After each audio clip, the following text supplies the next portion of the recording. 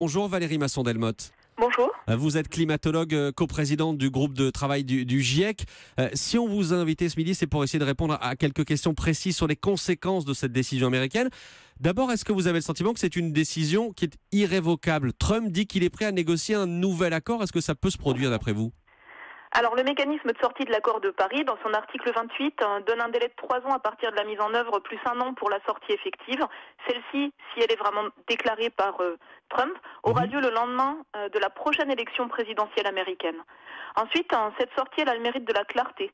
Depuis son élection, Trump et son administration ont essayé d'enlever un certain nombre de régulations environnementales. Par exemple, les mines de charbon peuvent déverser leurs effluents dans les cours d'eau.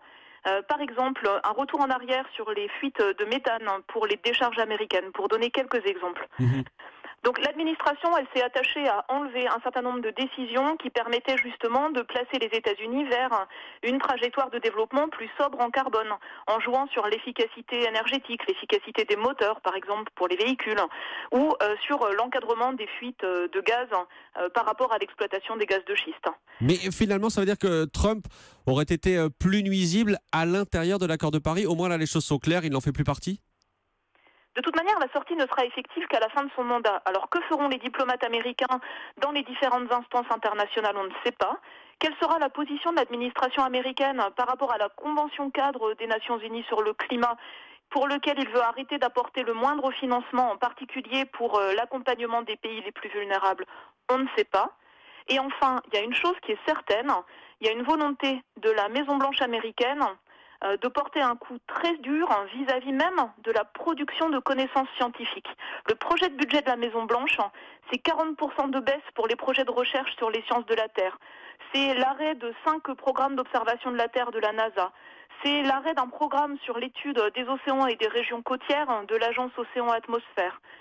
C'est un risque majeur sur la distribution des simulations climatiques qui sont utilisées dans le monde entier pour évaluer les risques climatiques futurs afin de s'y préparer.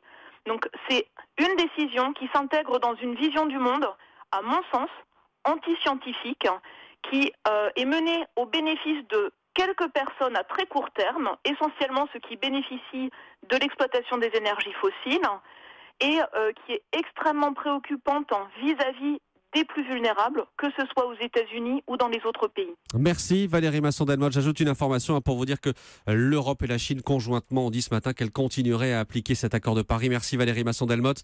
Je rappelle que vous êtes climatologue et coprésidente du groupe de travail du GIEC. Merci à vous.